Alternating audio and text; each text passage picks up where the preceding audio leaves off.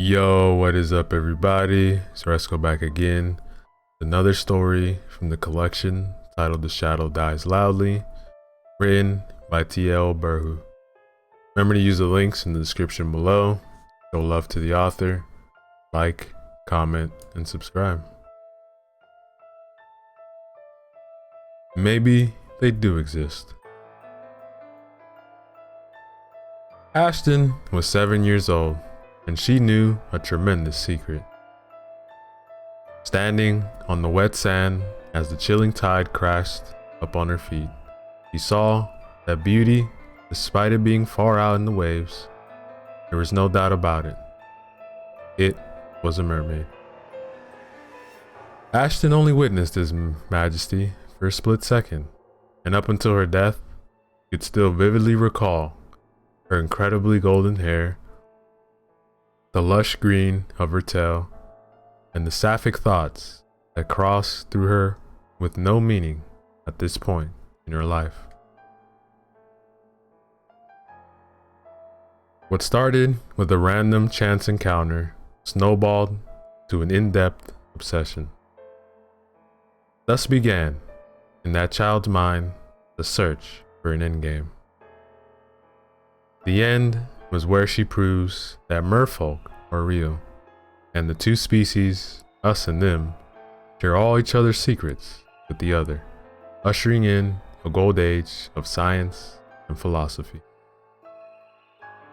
This would be where Ashton's name would be imprinted in history books.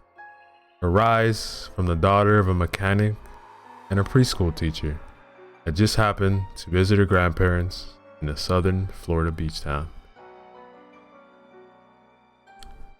This began a deep interest in marine biology, which ended up being Ashton's dream major at some prestigious university. So, from age 7 to age 14, all Ashton did was read. From age 14 to age 20, all Ashton did was work to pay for her college education. From age 20 to age 24, all Ashton did was study and write and pretend that she didn't know the truth about the ocean biome. At age 30, she had made enough money working at an aquarium to rent a small submarine to do independent research. The expedition was borderline suicidal, on the count that Ashton refused to come to the surface without evidence. This was the 6th dive so far.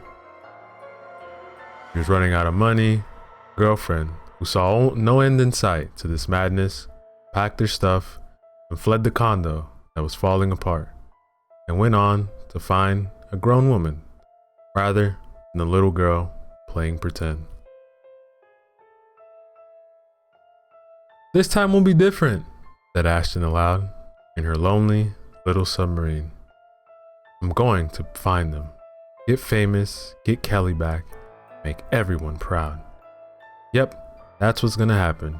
Sure as sun, right as rain. Gonna finish this mission, complete my destiny.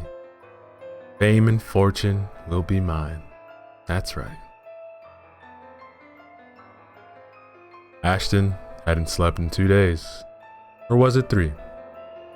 Did she pack food for 2 weeks, or 1 week, or a few days? He wasn't sure about those things. He wasn't sure about many things. Why did Kelly really leave?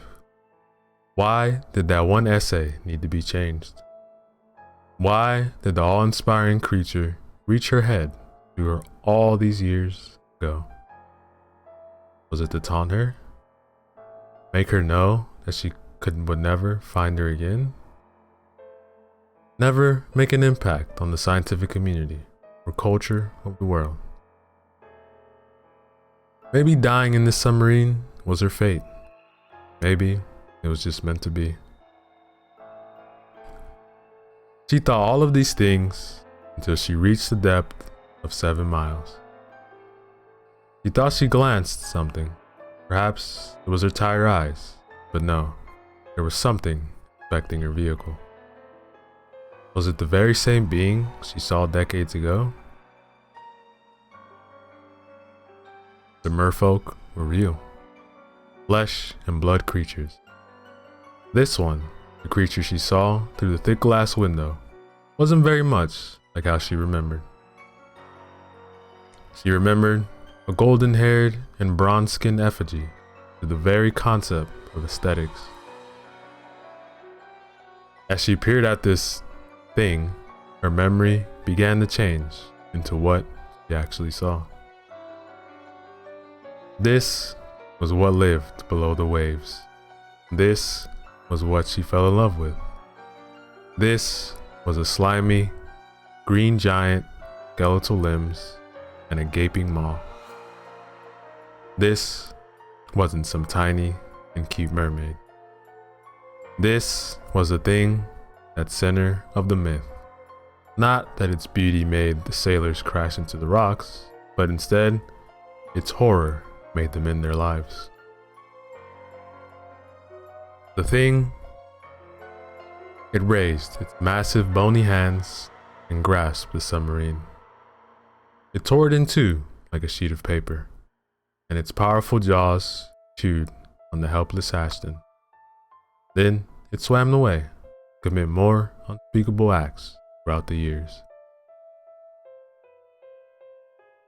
She was obsessed with mermaids?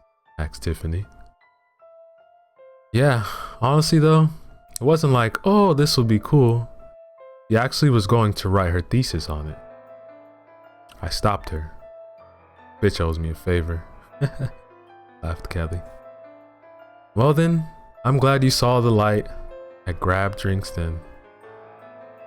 Yeah, me too. Honestly, I hope she finds what she's looking for.